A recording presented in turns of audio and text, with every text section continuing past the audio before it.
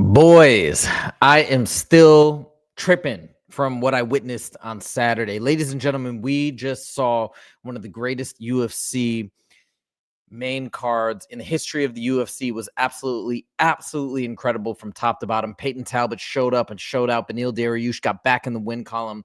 We saw a star being born with Joshua Van Pantoja. Just continues to cement his legacy. But at the top of the card, we saw history being made with Ilia Topuria coming out, making a statement and showing everybody what's up. And he's now a double champ. And yes, that's a true double champ.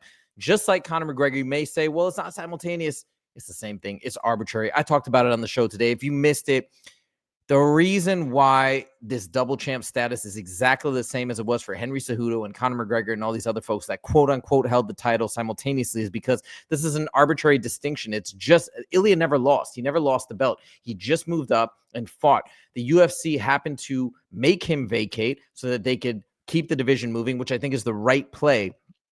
But the only reason why Conor and Henry Cejudo and all these other folks were able to achieve simultaneous double champ status is because the UFC allowed it. They didn't make them vacate. Now, if you think about it, when you move up, technically you are no longer in that division. So you should no longer, you know what I mean? If you want to use logic that way, you're not in the division when you're at 155. You're no longer in 145. So how are you the champ at 145? You get what I'm saying? It's all semantics. It's all nonsense. If you get two belts in two different weight classes, even like Alex Pereira, you're a double champ in my book. So Ilia Topuria is a double champ, achieving absolute history and doing so in amazing fashion with the first round knockout, beautiful striking, and showing his ground game. Wow, wow, wow. But now we move on to the aftermath. And this video is all about why Ilia versus Paddy is not the fight to make. And at least when I say not the fight to make, it's not the fight to make next. And I was originally going to make a video today titled the opposite, why this has to be the next fight. And I'm telling you why. The reason why I've changed my mind is because Justin Jaynes, my co-host on this channel, when we do our show every Monday and Friday, he changed my mind on the air. And you can watch that clip if you go back to see our latest episode today. But I'm going to go through this entire presentation, and I'm actually going to show you first why I thought it was the fight to make, why I was convinced it was the fight to make. Now, for those of you guys who don't know, I actually went to UFC 317. It was a last-minute decision. I was in Vegas to go to the Tough Enough show on Sunday, which is a smaller MMA promotion, but the largest feeder into the UFC. And I was on a whim having lunch with my girlfriend, or a late lunch, and I was like, you know what? I just feel like we got to go to the show. Bought awesome tickets. We got amazing seats. And I went to the show, and I was just blown away by Ilia's performance. My jaw was literally on the ground. But after that, when Paddy went into the cage and they had that amazing exchange and it ended with the shove, I was sold. I was done. That was it. Paddy, the Baddy, was meant to fight Ilia Topuria next. The UFC could not wait. This was an opportunity too good to pass up. An event that will rival, if not surpassing, Khabib versus Conor. Maybe not surpassing, but like at least rivaling that event. So I'm going to first go through my reasons why I originally thought this fight should happen next, and we just can't risk messing this up. So we're going to start with my initial reaction. Here we go. All right, what's up, everybody? We literally just finished watching the fight on the floor. We had crazy seats, and that was insane. What Ilia Topuria did is exactly what he said he was going to do, but it still blew me away and blew everybody away. My jaw was on the floor. That was crazy. I feel like I got to witness in person UFC history. I almost didn't come, and I'm so glad I did. That was crazy, and I love the call out. We need Paddy versus Ilia. Let's go. Crazy. History. Ilia's the man. It was too good. It was too perfect. Paddy went in there, stirred up a commotion. I loved Ilia's trash talk. I thought Ilia's trash talk was amazing. The way he just ripped on Arman and he ripped on Paddy. Then they brought Paddy in. I mean, the whole thing was just too perfect. He actually hates Paddy. There's a whole history that I'm going to go through in a second. So I was sold. I was done. This had to be the fight to take next. So now let's go through some reasons why it seems so perfect. Ilia Topuria with a record of 18-0, Paddy Pimblett with a record of 23-3, but both undefeated in the UFC. Now, you guys might be saying, wait a minute. You claim to be an MMA channel and loving the sport. Ilia Topuria, I'm pretty sure, is 17-0, not 18-0. I believe you made a mistake, sir. Well, you guys may forget 2 years ago, a fight while he was in the UFC that should be on his record. Check it out.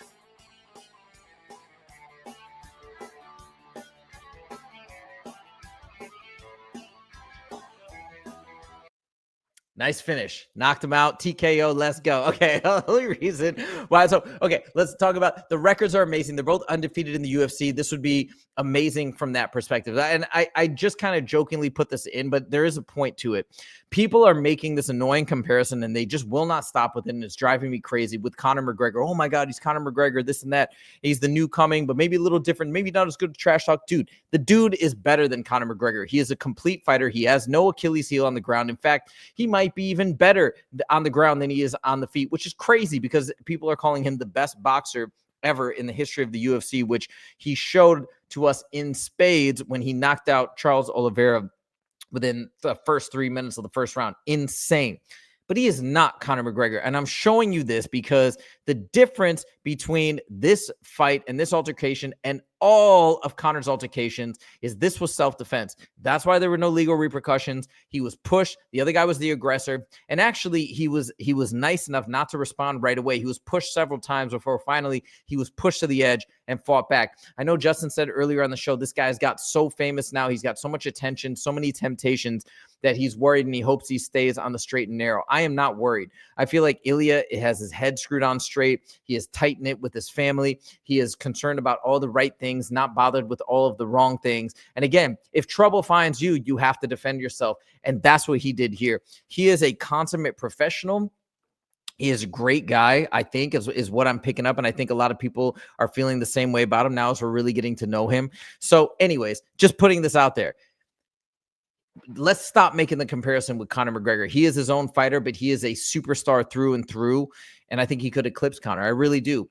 There's other fighters in the UFC, one in particular that I believe will also eclipse Conor if things go the way that I'm predicting. But we're not going to talk about that today. We're talking about Ilia Topuria and Paddy Pimblett in this incredible matchup. Now we're going to go on to the history between Ilia and Paddy and what makes this fight so intriguing and so enticing. If you remember, I don't remember the exact date, but this is several years ago, maybe 3 years ago. Paddy the Baddy made this crazy tweet, and he said, "Lord, how stupid are these I can't do his accent. How stupid are these Georgians, man? No wonder the Russians terrorized their lives."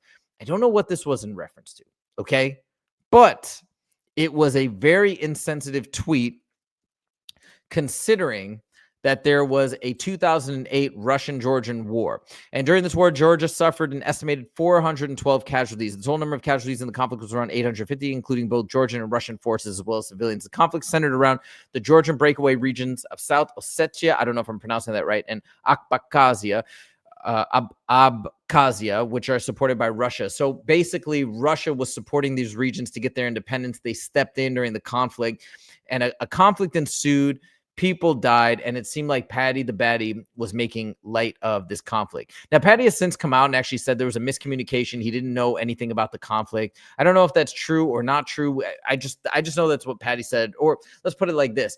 I don't know if Ilia and the other folks that were offended by that tweet bought it, talked to Paddy at some point, and cleared the air. But after this tweet, Georgians took offense, and in particular, Ilia, who is Georgian by nationality and grew up in Spain, but his family is Georgian. They have Georgian roots. He took offense, and he said something about it at a later UFC event, and this is where he got that short-lived name, Hand Sanitizer Boy. So he went up, and he basically confronted Paddy the Baddy. Check this out.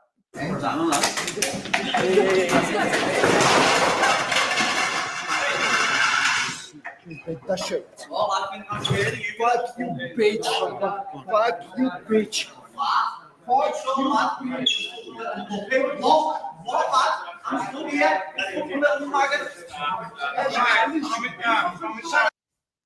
That's crazy. So again, he went at him, and you saw him throw that right, but he missed it. And he got the name only person that called him that was Paddy the Baddy, but he called him Hand Sanitizer Boy because he threw a hand sanitizer bottle. It was pretty funny. Luckily, nothing happened. Thankfully, nobody got injured. They were both fighting on that card. That could have delayed or derailed their careers substantially. But anyways, that video went viral. Everybody was talking about it. After that, we had the infamous presser, where they weren't even fighting each other. They were in different weight classes.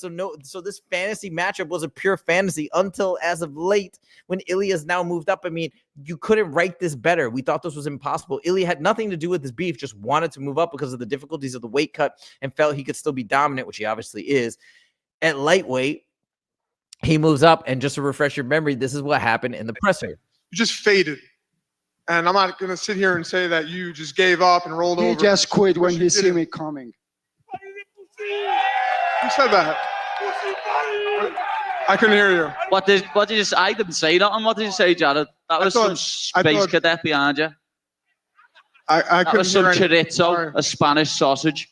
Oh, He's so different. your boy over When there. he see me coming, he Your go boy to over the there. back doors. He's obsessed with me, lad. It's heavy. Shut the fuck He up. hasn't stopped tweeting about me all week, lad. He needs to sort his life out.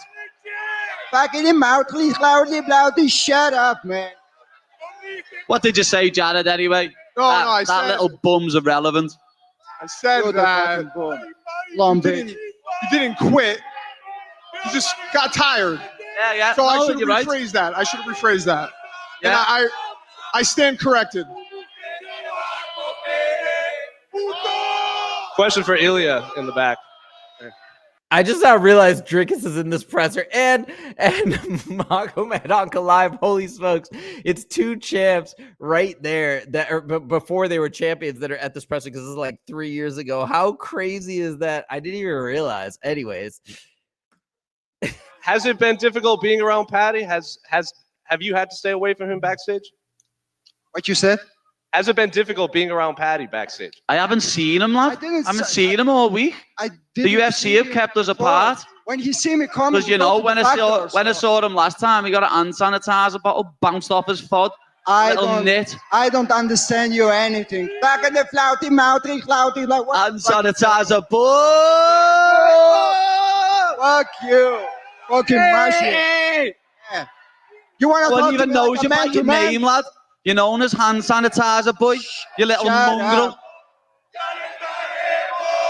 De corazón. Hey, English, Hey. yeah. hey. Speak English. You want to talk to me like the man to man? You said something about me. I went to your country. I slap your face. I get at the wasting win. I walk like a king in your Are you street. talking And English? what you there? did? What you Is that did, man? English? Yeah, of course I Speak do. English for the people, lad. Shut up. Not German or Shut up. Spanish like you're from. I'm You little talking, mongrel. I'm talking in English, and fuck you in English y que te follen en español.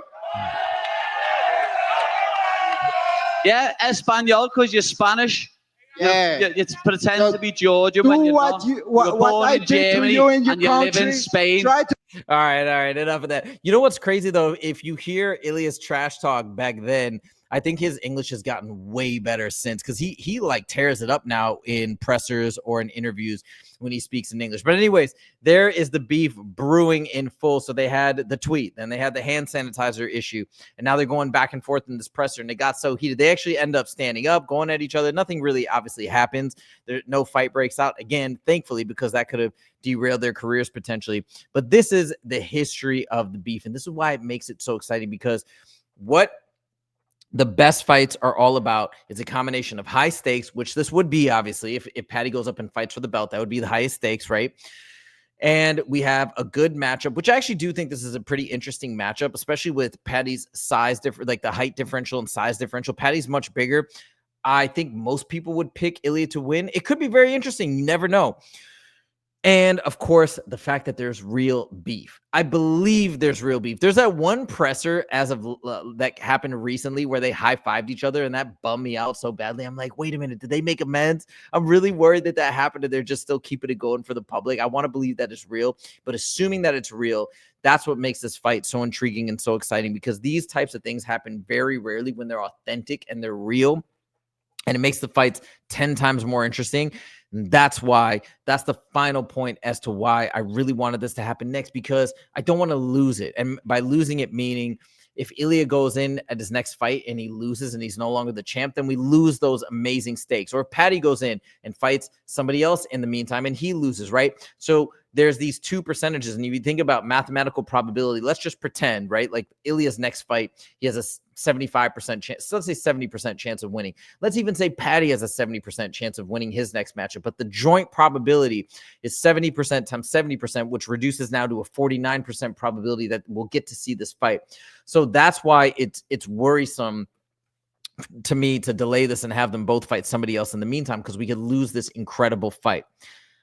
That being said, Justin changed my mind today on the show. And now we're going to go through the reasons why I think this fight should not happen next. Okay, so we're going to go through various reasons, including statements from Dana White and other folks. And I think maybe it's not even possible that this fight is going to happen, because I think the UFC has other plans that are already in motion. So first of all, the number one reason that Justin explained to me is just the state of the rankings. Now, again, I'm making this video prior to the new rankings being released on Tuesday. But if you look at the rankings, Justin made a strong argument that it would just be too, it's just too, look, the UFC is not necessarily a meritocracy. So the word fair doesn't make sense to even use. It's just people say it and it's ridiculous. It is a business. However, it's a sport, and there has to be some logical reasoning behind the choices in terms of who gets a title shot before it just becomes a circus. And so there has to be some general adherence to what people have done, the rankings, and working your way up, so that people know that there's some clear path. Otherwise, if you have an unpopular fighter that just keeps winning and winning and winning, what, he's just never going to get a shot? That would seem unfair, and I think that would harm the brand of the UFC. So when you look at the rankings, at least as they are right now, prior to things moving around, right? Because even when I pulled up the rankings, they still have Islam listed as the current champ. We just have too many people in front of Paddy. I mean, do I think they're going to give it to Gamrot? No, but I mean, Gamrot's above him. We've even got Dan Hooker above him. Dustin Poirier and Max Holloway, I know they're paired up and matched up, so they're out of the picture. But then we have Justin Gaethje and Arman Tsarukyan. Justin Gaethje, such a legend of the sport. If you throw Paddy Pimblett in there above Justin Gaethje, I think a lot of fans would be upset, and it would feel wrong.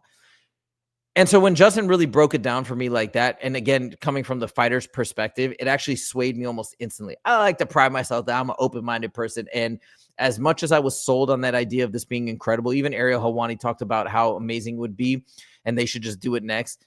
After hearing his perspective, I changed my mind. I'm like, yeah, you're right. I don't think I just can't do it. I just can't support that being immediately next in good conscience. Somebody brought up in the chat, well, wait a minute, what about Sean O'Malley versus Chito Vera? Yeah, that did happen, and he got a lot of crap for it. And then they delayed that Merab fight. And then when Merab went up and won, right, we saw what happened. And it's kind of looked at, when we look back on it, it's like the UFC was just feeding him a gimme.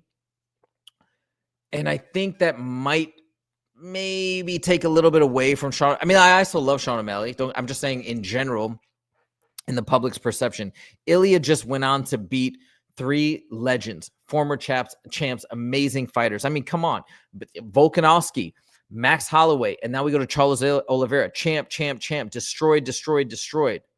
And then we just throw Paddy Pimblett up there, right? So I get his point. So I think from this perspective, it doesn't make sense to happen right away, unfortunately, as fun as it would be. Okay.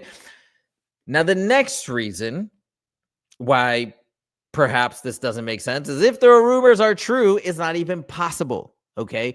And the fight that's already been made for August, which is sick because I'm going to this fight, the best fight of the year, in my opinion, Dricus du Plessis versus Khamzat Chimaev. They have as the co-main Paddy the Baddy versus Justin Gaethje, which is a banger. Is this true? Is this just rumor? I don't know. This was all over the press today, but this is the original clip. Hear it for yourself, and you decide. It's going to be a big card. The co-main event, Paddy Pimblett and Justin Gaethje. Yeah. Awesome. Did you hear his coach? So it's not just Dricus. He says Paddy versus Gaethje. His coach goes, yeah. So they both know Dricus is not the type of guy. I mean, he's super intelligent. He's never the type of guy to, I don't think, like, make stuff up. That's just not him. He's a truth teller. He's honest. He's a great trash talker. He's very intelligent. Maybe he thought this was public. I don't know how this got announced accidentally. Maybe they're planning to announce it like this week, and he thought this wasn't going to air until later in the week, and maybe they aired it, or something like that, right? Maybe they're planning to announce this tomorrow. Like, I guess we'll find out. So if this is true, it's not even possible. But yo, Paddy versus Gaethje, that's a banger. And to be the co-main of 319 is like whatever nonsense people were saying about the UFC being off track. You're crazy. You're crazy. This is turning out to be one of the greatest summers in the history of the UFC.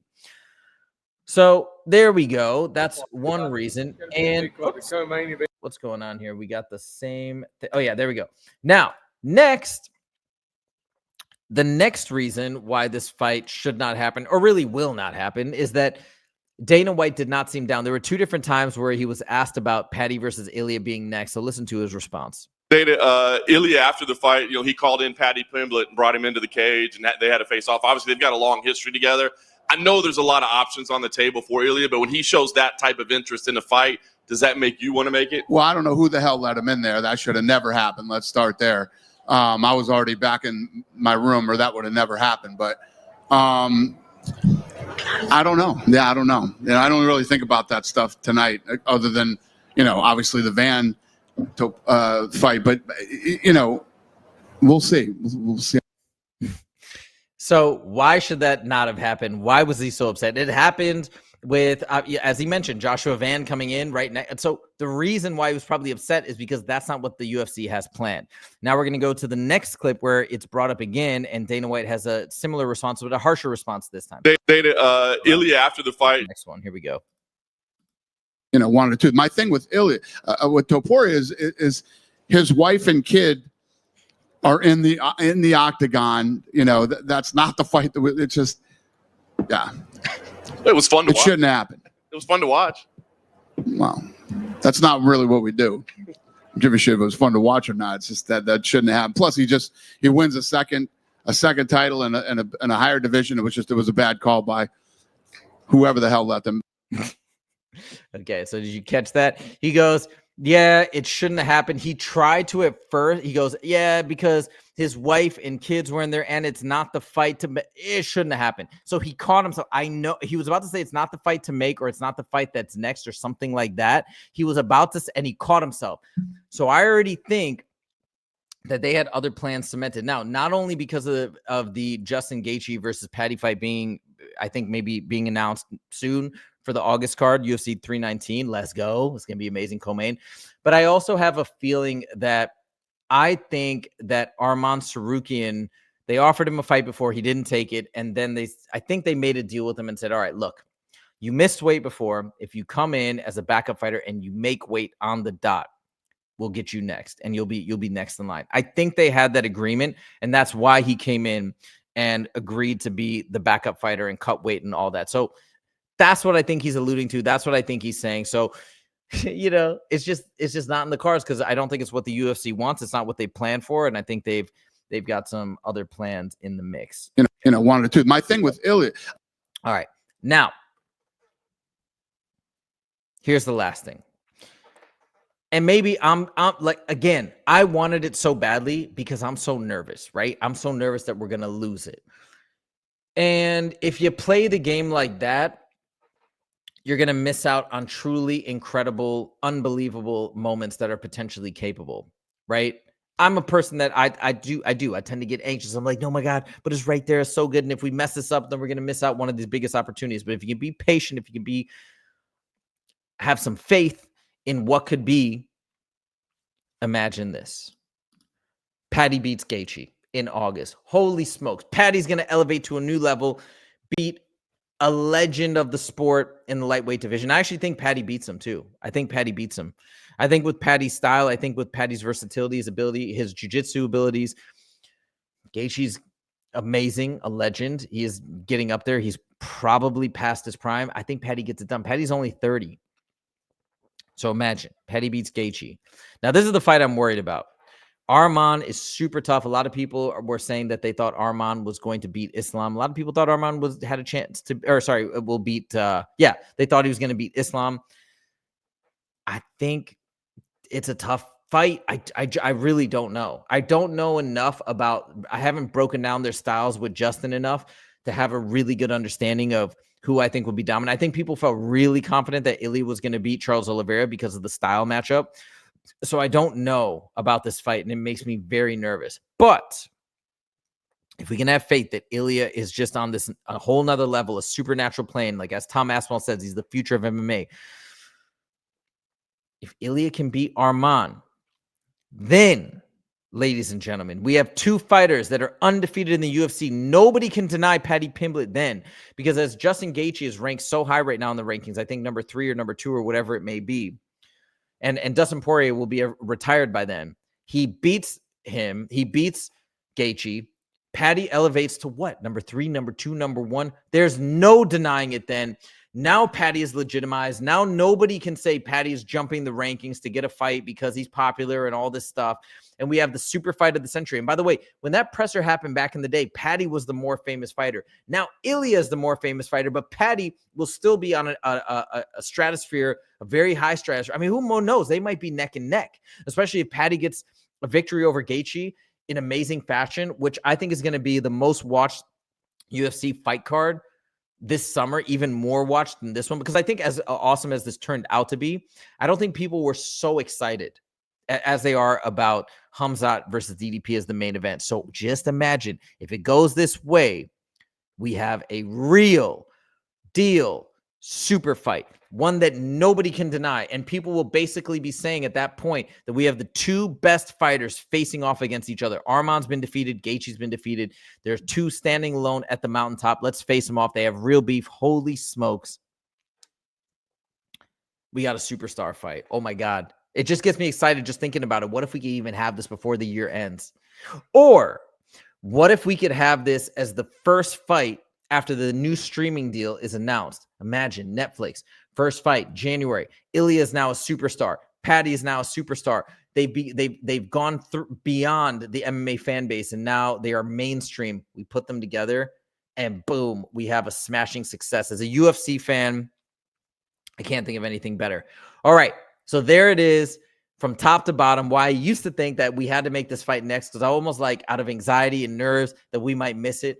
But man, the payoff that we can get and what we can hope to achieve if things go the way we want and things go the way we suspect, man, we could have the ultimate payoff in the long run. I say we wait. I say we wait. And hopefully we have this super fight. Let me know what you guys think in the comments. Do you guys agree? Do you guys disagree? Are you as excited about this possibility as I am? Holy smokes. And what do you think about UFC 319 with this potential announcement? I believe it. I believe it. If it comes from Drakus, I believe it. And his coach seconded it. Where did they get that? Where did they just make it up? It has to come from somewhere. Let me know what you guys think. Thank you guys so much for joining, and we'll see you in the next video. Take it easy.